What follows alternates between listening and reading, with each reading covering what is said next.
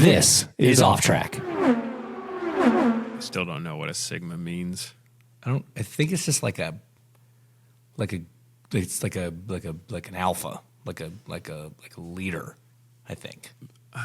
Didn't we already have a Greek letter for that? We did. Didn't we need another one?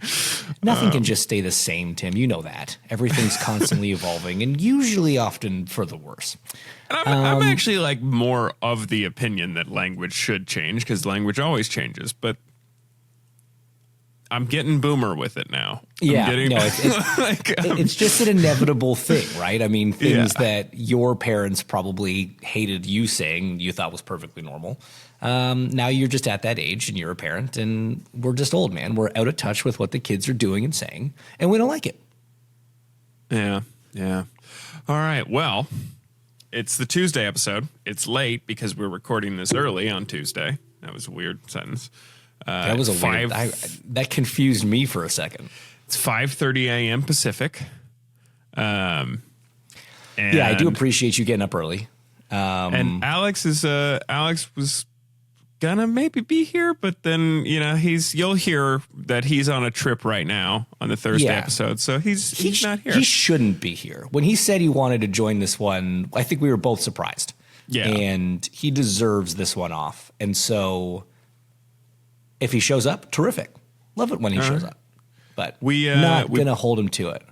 Yeah, we put the call out on Twitter yesterday asking for Q&A, and we got a ton of responses. And one especially that I thought we'd kind of put to bed. Is there any definitive proof that Thim's hair is real? I swear it's a piece with a chin strap masquerading as a beard. See, I feel like we've had this one every time we've done a Q&A. And I've always do this. Yeah. It hurts. Yeah. Yes, if the hair was a wig, it would be a better wig. Yes, that's not what you would choose, right? Like, I know you can technically choose your style from the barber or whatever, or the salon, wherever you get your hair cut. But, like, you still wouldn't choose that if you were buying it from scratch, I feel. All right. Let me ask you this, Tim. Hold on. Let me ask you this. What style, if you were a toupee guy, what style would you go with? I don't know. This might shock you, James. I'm not that concerned with style. I'm not a real fashion guru over here. So, yeah, okay. That makes sense. All right. So let's see. I'm going through these questions right now. You didn't go through them, Tim? It's very unusual. 5:30 a.m. Are you drinking coffee? Did you make yourself a coffee? Not yet. I like to do that when I get home from dropping Hazel at school. Oh, interesting. Okay. Is that because you use it to poop or something and you don't want to poop this early? No, it's just like part of the routine. Oh, okay. Okay. Other than IndyCar, what was your favorite series to race in? This is JJ on Twitter. I mean, based on what? That's a layered question. In terms of just like flat out fun racing. Oh man. Okay. So obviously the one race I did in MX5 Cup was just hilariously fun, like laughing in my helmet fun. The racing was so much fun. But if we're talking like full season kind of thing, when I did the Star Mazda series back in 2005, racing against guys like Graham Rahal and Marco Andretti, you may have heard of them. That season in those cars was just like the most fun on track year I'd had. Like those cars just raced so well. They were a great speed where like they had some aero, but not so much that following made passing impossible and stuff like that. And like just the on-track battles that year were so much fun. They were so close. It was like if IndyCar and MX5 had a baby, it would be Star Mazda. So that was like a blast from a on-track standpoint. From like just an off-track standpoint and kind of vibe, A1GP was unbelievable. It was such a fun series. The format of the weekends was brilliant. The effort and the money spent on it was unbelievable. I was like 20, 21 traveling the world. Like as an overall experience, that one was very high. And then like in terms of car, it's got to be IndyCar, Well, the question was specifically other than IndyCar. Fair. Other than IndyCar, on pure car, probably V8s, because those cars are. I mean, I haven't driven the new one, but the ones I drove were a friggin' blast, man. So multi-layered answer. That one's too tough to like just pick one. Okay. All right. Emily Weichert Bryan wants to know, since this is a travel podcast, what's your favorite place to visit in central Indiana that people coming in for the 500 wouldn't know about? I don't know. Does Brown County count as like still central Indiana, or is that? You know, Southern my mom Indiana and Larry got married there. I think we count it. Yeah, let's count it. Yeah, love Brown County. In fact, depending on how Becky feels when she wakes up, there's a very good chance I'm going to Brown County today. There's a little town called Nashville, Indiana. Very different from Nashville, Tennessee. Beautiful, small little like country town. Looks like it was, built in the 50s and hasn't really been updated since, but in a really sweet, charming way. And it's like beautiful. There's some hills and some like national or state parks. Great hiking. It's just kind of different, like a bit of different vibe. Obviously, Indianapolis as a city is a great city, and there's lots of stuff to do and things to see. But if you want something kind of different that you're coming in for, and you want to, if you're coming in for the 500, you're about to spend some time with like a couple 100,000 people in close quarters. Go take a little bit of space first. Go enjoy some nature and some less people, and have fun down in Nashville, Indiana. How about you, Tim? Where's somewhere you would go? That's pretty solid. I have a lot of family from Seymour, Indiana, although that again might be southern Indiana. I'm just going to count it. What about French Lick? I've never actually been. Have you ever been to French Lick? That's definitely southern. And my brother always talks about that, and I've weirdly read a book about French Lick, but I've never been.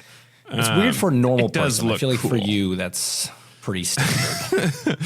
But no, I think I'd say Seymour. Fun fact about Seymour, Indiana, if I recall correctly, it's the last city in the country that still had a Victory over Japan Day parade. Until like way more recently than you would think. I think they stopped because of COVID. What? Plus, where else can you go and see a giant mural of John Mellencamp in their downtown? Is that where he's from? Yeah. Yeah. So that's fair. Big, so if big you're a fan Seymour of the Coug, fan. Yeah. Okay. What is your favorite fan interaction that you've ever had? We got this from Allie14. So my favorite fan interaction, and man, we've been doing this show so long. I forget what we talked about last week, but there's a chance I've told this story, but it certainly hasn't been for a few years. So when I got hurt in 2015, the first race that I was medically approved to go travel to and be at was the race in Toronto. And as you can imagine, Toronto was always a super busy race week for me, right? And it was like I would fly in on the Monday before, and it was all day, every day, Monday through Sunday, basically. Aside from the on-track stuff and the normal race car driver stuff, there just was tons of media and extra sponsor things and whatever. And obviously, in the state that I was in, like the doctor was already like, you probably shouldn't be traveling yet, but I know it's your home race and whatever, so I'll approve this one. But I wasn't in great shape, if I'm honest. I was still a little rough, still, not feeling 100%. And so I had my whole schedule cleared. Like I wasn't seeing people, I wasn't doing media, I wasn't doing any of that stuff, except one thing, because every year on the Friday, we would do something with Make-A-Wish Canada. And, Make-A-Wish would bring a whole bunch they'd have a suite and they'd bring a bunch of kids out on Friday and they'd get to like see the cars or whatever. And I would always go up and do a suite visit with the Make-A-Wish kids. And I told, my team at the time that was the only thing I didn't want to cancel. So that was the only appearance I was going to do all weekend. So I go up to the suite and have my visit with the kids. And it's always just like, the most, like it's heartbreaking, but it's also like the most inspiring thing that you can do, because kids are always they're so resilient, and they're just not jaded on the world yet. And even though they've, been dealt a hand of varying degrees of, bad, They're so positive. They're so happy. And it really is always just like a really nice uplifting experience, and the kids love coming out, and I love meeting them and interacting with them. So I went and did my visit. And then the next day, so Saturday, I got a text from the woman from this was all kind of organized through Honda Canada. This was an initiative that Honda would do. And I was, an ambassador for them. So that's how I was involved. And I got a text from, my girl at Honda saying, hey, there's somebody that really wants to meet you. Is it okay if I bring them by your motorhome? So I said, sure. And, a few minutes later, knock at the door, and Deb walks in with this woman and her daughter. Stephanie. Stephanie was probably, I think, 14 at the time. And so I met them. And Stephanie is a Make-A-Wish kid and has been in and out of hospital her entire life and has had countless surgeries and all these things. And she told me this story about how when you go to Sick Kids Hospital, which is, the main children's hospital in Toronto, every time that you have like an appointment or a surgery or anything, they give you what's called a bravery bead. And it's just, it's a little bead and it says brave on it, and you can, put it on whatever. And she was carrying this shopping bag with her. And so she was explaining the story of these bravery beads. And she then pulled out like a handful of strings that had, Tim, it had to be 1,000 of these things. Mm-hmm. Yeah. And it was just like heartbreaking to know that each of those was tied to her having to go to hospital for one reason or another. And she was 14 years old. And so she was telling me the story and kind of her story. And at the end, she said, I was supposed to be here yesterday and was looking forward to meeting you. But I got, I wasn't having a great day and I couldn't come. But she said, I know that you're not feeling well and that you're sick right now. And it meant so much to all of my friends from Make-A-Wish that you still made the effort to come out and see them yesterday. And it was really brave of you to do that, even though you're not feeling well. So I want to give you one of my bravery beads. And so she gave me a necklace with a bravery bead on it. And it was just like the most beautiful and touching thing ever, because, here's this kid again that's been through hell and back and was telling me how brave I was for coming to track to see her friends. So I wore that thing for, I think, every day for like 5 years until the string started rotting through and the wording on the bead had faded off. And I actually saw her a few years later. She gave me another one because I had said something about how the bead was starting to fade. And yeah, so that was it was a long story, but that was my favorite fan interaction because it was so much more than just that, right? And that necklace that I wore for so long literally reminded me every day, of how lucky I truly was. And, if I was ever having a bad day, all you had to do was grab that bead and be like, nope, everything's fine. Everything's fine.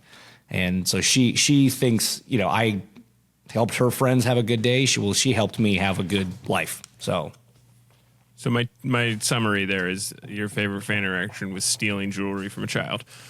Got it. Yeah. I mean, basically, that's, if you break it down, that's kind of how that works. Yeah. No, that was sorry. That was a long answer. Story. Yeah. Yeah. Oh, it's a good one. Try and, keep it shorter next time.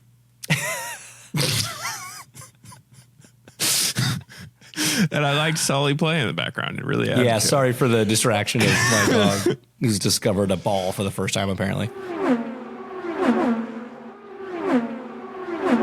What is one Formula track you wish IndyCar would go to? And maybe don't make me cry this time. The last part may have been me. That's fair. What's one? I mean, in North America, like if we're being realistic, in North America, for me, it's Montreal. I would love to see another race in Canada, but even if that track was in, Arkansas, I don't care. It's just a great track. And I would love to see a race there. The city loves racing. It's a really, really fun track, usually leads to good racing. I think Indy cars would be a lot of fun around there, and I think the city would really enjoy it. So for me, I would love to go to Montreal. I don't know if you have an opinion on this topic, Tim. I mean, I would love to go back to COTA. That was, I don't know, like just going to that race and being in that city, going out beforehand, seeing everybody. And also, it's just a fun track. Although I will admit, and this is a common trend now, and we talk about it now, I was expecting a lot more wrecks on turn 1, lap 1 of COTA when IndyCar went back there. That didn't really pan out. But to be fair, we only had one crack at it. I mean, if we went back for 10 years, I think statistically speaking, we'd see more. But no, I would love for COTA to be back on the track. That's a good shout. I don't watch enough of Miami, and I didn't really watch Vegas close enough. I mean, Vegas would be cool, just because the way they did Vegas was cool. You know what? Like Champ Car did that street race in Vegas back in 2007, and it wasn't like down the strip. It was kind of near downtown. It was like near old Vegas, which I think is almost kind of better because it's a little less like of a complete cluster trying to get around like the F1 track is. But it was actually a lot of fun. Like it'd be cool to race in Vegas. It wasn't like the best street circuit ever made, but it had some cool stuff. And just the fact that it's a street race in Vegas and you can still like have all that, pomp and circumstance, but without the gross inconvenience of having the strip shut down. Yeah, I don't really want to go back to the other track in Vegas, but no interest in that. Okay, Duncan, Idaho 11. Does an IndyCar tub pick up smells over its long lifetime from various chemical products, wearing materials, and bodily functions? Are there individual cars you've been able to pick out by smell alone? No. Do they pick up? Yeah, they pick up like a racing smell. Like you can tell there's a new tub smell and there's a used tub smell. And it's not bodily fluids or functions. It's just the smell of the racetrack. Like it's a combination of like fuel, oil, and tires all burning simultaneously that I think sort of seeps into the carbon. But yeah, there's definitely like a brand new tub from the factory will smell one way. And then once it's been raced, it will smell another way. And it'll just smell like that for the rest of time. Okay. All right. If a driver who is under 21 gets a podium in the USA, are they still allowed to drink the podium champagne? This is from Kara. I know this. No, right? It's like sparkling cider. That's a great question because I'm pretty sure in like Indy Next they give them sparkling cider because most of them are just under 21, but like sometimes they're not. And then we definitely have drivers on the podium in IndyCar, but I don't think... No, I remember it was with Colton Herta at COTA. He was on the podium, and they had a bottle of sparkling cider for him, and they mixed it up and accidentally gave him the champagne. And because I remember there were people online on Twitter who were like, "This is serious. The track's going to lose its liquor license because of this." It was like, no, they're not. Like that's. But also, I could see it being the kind of thing that like some government agency would take the wrong way and like take it too far and like suspend them or fine them or something. But I gotta ask, man, like because I feel like Malukas was on a podium before he was 21. Maybe Renus was on a podium before he was 21. I would love to know that. I wasn't even in the series before I was 21, so that was not an issue for me. And plus, when you were 21, I don't think they had laws about this yet because we had just started to cultivate alcohol. We just figured out the fermentation process in ancient Mesopotamia. It's a little aggressive, but it was actually prohibition. Of years old. You're the Highlander. It was prohibition when I started IndyCar, so there wasn't actually any alcohol on the podium. Yes, fair, yeah. The point I'm trying to make is you're old. I don't know if that came across there. No, it was It was established after the bad joke. It was established when you said you're old, and then you just doubled down on spelling out the joke that you so poorly delivered. It's pretty. Yeah, it's early. It's early for all of us. It's like an appropriate time for you. Yeah. I just went to bed very late after a couple glasses of wine. Since this is a travel podcast, I love anyone that starts that way. I do. I do love that. We need some more travel podcast merch. What would require me to make any more merch, but I can get on that. I can get on that this week. Since this is a travel podcast, what are the best airport restaurants / bars you've been to? I'm partial to Ludacris's restaurant Chicken and Beer in the Atlanta airport. There's one now in LAX too, I think. Is there? Nice. Yeah. Good for Luda. I've not actually eaten at Chicken and Beer, but in Atlanta, actually, there's a great restaurant called like One Flew South, I think. I think I've been there. It's in the international terminal, and let's see, One Flew South, Atlanta Airport. Yeah, One Flew South. It's in Terminal E, and it's like good enough that if I've got like a long enough layover, even if I'm flying out of A or B, if I've got enough time, I'll walk down to E, have myself a nice lunch, dinner, whatever the appropriate meal is. That one's really good. If I'm like thinking off the top of my head, that's probably the best from just like a food standpoint that I can remember.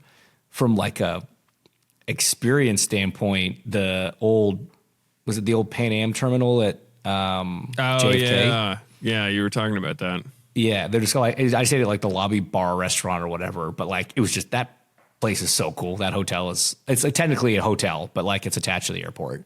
So I'm going to give that partial credit for that. Yeah. What about I'm a big fan of the Harry and Izzy's in the Indianapolis airport. That was my next one. Because you can get the to-go cocktail sauce. So if I'm flying back home, I'll grab a bottle of the cocktail sauce at the airport, and then I have it at home back in Indy.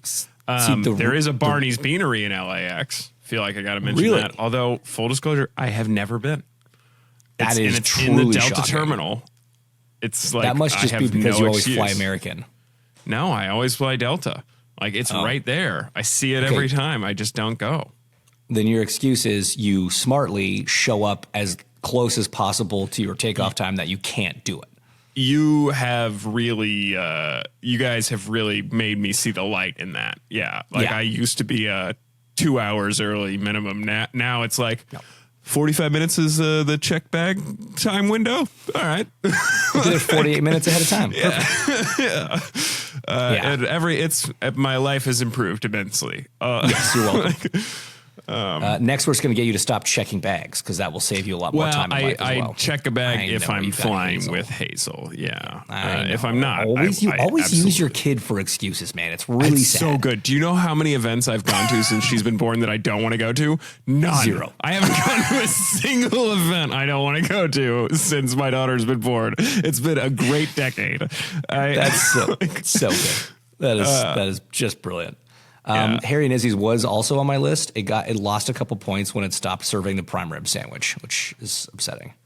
See, I guess I would just go and get like a dirty martini and a shrimp cocktail. Yeah, that's true. Yeah. You don't actually eat food unless it's an accoutrement to your cocktail, like olives. Yeah. Specifically the blue cheese variety. Your diet consists of blue cheese stuffed olives and celery sticks. Yeah. I don't drink Bloody Marys. Don't be ridiculous. Oh, that's I know it's too much like a salad with all the tomato juice. Somebody said, how does it feel for Alex to be the only employed member of the podcast? Them. Asking once again, Them must have missed it the first time. This is from Gabby. What would happen if you put a carbonated beverage in an IndyCar drink system, and would there be a difference on an oval versus a road street course? I imagine it'd be like putting like sparkling water in a sealed water bottle, where as soon as you tried to drink from it, it would shoot out. Yeah, I think that's probably accurate. I mean, I don't think it'd be fun. I don't think it's a good idea. Yeah, I'm not I sure wonder if what you would there's put. like a mechanized pump. It shouldn't really affect it. If you couldn't put water in there, what would you want in there mid race? I guess it's not really water, right? It's like some electrolyte compound thing. Yeah, it's some like if you didn't have that, what would you? Do jungle juice? I don't know. Let's like say if you Coke. had to choose a soda. Yeah. All right. Diet Coke.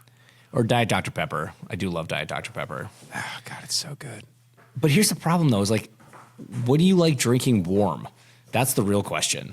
Because whatever it is going to be 80 degrees by the time you drink it, and it's not good. Even the water is gross. Like have you ever just drank hot water? Like not tea hot, but like in between tea hot. Yeah, and just like warm. Just warm. Like 80 degree water. It's just gross. Like bath water. like bath water.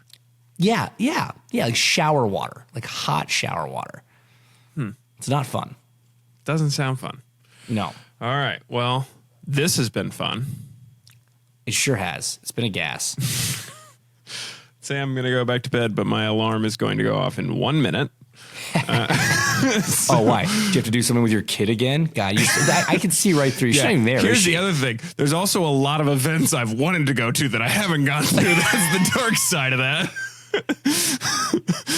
Well, no, at the other side, you've had events that you didn't want to go to but had to go to, but you weren't invited. Hazel was invited, and you just had to tag along. Yeah. Well, you take the good with the bad. It's the facts you of do life. take the good with the bad. We'll tune in on Thursday, guys. We got a good one. We actually managed to talk our way through it. It was impressive. Some news will be addressed. Some races will be discussed. And we look forward to seeing you there. We really do. So tune in. This has been Off Track with Hinch and Rossi. Off Track is part of the SiriusXM Sports Podcast Network. If you enjoyed this episode and want to hear more, please give a 5-star rating and leave a review. Subscribe today wherever you stream your podcasts. We are at Ask Off Track on Twitter and Instagram. And if you want to follow us on Twitter, we're at Hinchtown and at Alexander Rossi. If you want to follow Tim, though we have no idea why you would, he's at the Tim Durham on Twitter. Find us on YouTube and subscribe to our channel for exclusive video content. Off Track is produced by Tim Durham, and by that we mean Tim.